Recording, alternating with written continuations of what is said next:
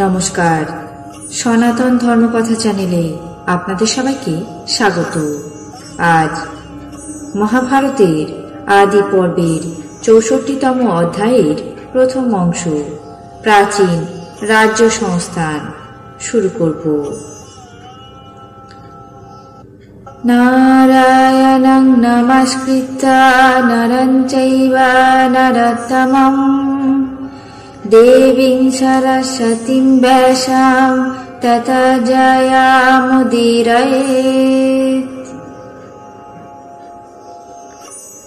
রাজা জন্মেঞ্জয় বললেন, হে ব্রাহ্মণ, যে সমস্ত রাজার নাম বললেন আর যাদের নাম শোনা হলো না, তাদের সমস্ত বৃত্তান্ত শুনতে ইচ্ছা করছি। হে মহাভাগ, সেই মহারথ দেবকল্প ভূপালেরা যে জন্য এই পৃথিবীতে আবির্ভূত হয়েছিলেন তার আদ্যপ্রান্ত সকল বৃত্তান্ত বলুন। ঋষি বৈশম্পায়ন বললেন, মহারাজ, আপনি যা আদেশ করছেন এই রহস্য দেবতারাও জানেন কিনা সন্দেহ। এখন স্বয়ং ব্রহ্মাকে নমস্কার করে সেই রহস্য আপনার কাছে বলছি, শুনুন। পূর্বকালে পরশুরাম পৃথিবীকে ২১ বার নিক্ষত্রিয় করে মহেন্দ্র পর্বতে আরোহণ করে তপস্যায় মনোনিবেশ করেন। ভগবান ভার্গব ক্ষত্রিয় কুল ক্ষয় করলে ক্ষত্রিয় রমণীগণ পুত্রের কামনায় ব্রাহ্মণদের কাছে গমন করলেন। ব্রাহ্মণগণ ঋতুকালে সমাগত ক্ষত্রিয় রমণীদের অভিলাষ পরিপূর্ণ করতেন, কিন্তু কামত বা ঋতুকাল অতিক্রম করলে তাদের সঙ্গে আর সহবাসে লিপ্ত হতেন না। ক্ষত্রিয় রমণীগণ এইভাবে ব্রাহ্মণ সহযোগে গর্ভবতী হয়ে যথাকালে অত্যন্ত বীর্যবান পুত্র কন্যা সপ্রসব করতে লাগলেন। তাতেই ক্ষত্রিয় বংশ পুনর্বার ক্রমশ পরিবর্ধিত হল এবং ব্রাহ্মণ, ক্ষত্রিয়, বৈশ্য, শূদ্র এই ৪ বর্ণ আবার সংস্থাপিত হল। সেই সময় তির্যক যোনিপ্রাপ্ত অন্যান্য প্রাণীগণ তাদেরও ঋতুকাল উপস্থিত হলে ভার্যা সম্ভব করত।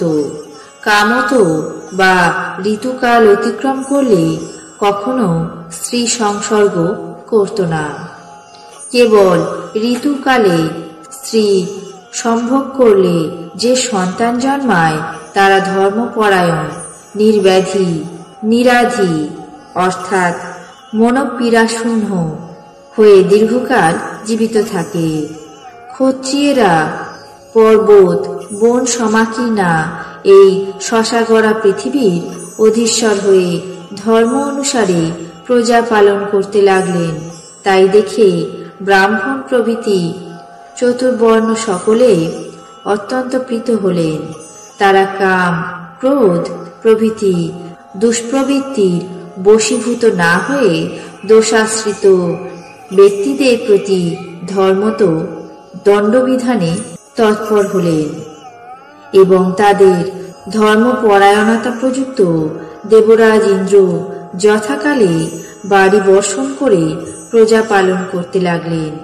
হে মহারাজ, সেই সময় লোকের অকাল মৃত্যু হতো না, কিংবা যৌবনকাল আগত না হলে কেউ স্ত্রী পরিগ্রহ করত না।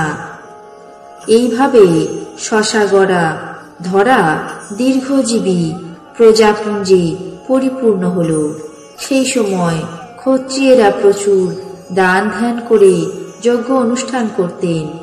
ব্রাহ্মণগণ বেদ, বেদাঙ্গ, উপনিষদ প্রভৃতি অধ্যয়ন করতেন। তারা কখনো বেদ বিক্রয় কিংবা শূদ্রের সামনে বেদ উচ্চারণ করতেন না। বৈশ্যেরা বলবান বলিবর্দ দ্বারাই কৃষিকর্ম করত। দুর্বল বলদ সকলকে ভার বহন কার্যে নিযুক্ত না করে তাদেরকে প্রতিপালন করত। দুগ্ধপায়ী বাছুর থাকা সত্ত্বেও কেউ দহন করত না। বণিকেরা কুট পরিমাণে অর্থাৎ কম ওজনে দ্রব্য সামগ্রী বিক্রয় করত না। সকল লোকই ধর্মপরায়ণ এবং সদাচার তৎপর ছিল। সেই সময় ধর্মের কিছুমাত্র অপচয় হয়নি। নারীগণ এবং গাভীগণ যথাকালে সন্তান প্রসব করত। বৃক্ষমণ্ডলী যথাসময়ে ফল পুষ্পে পরিপূর্ণ হতো। সত্যযুগে পৃথিবী এইভাবে বহু সংখ্যক লোকে সমাকীর্ণ হয়।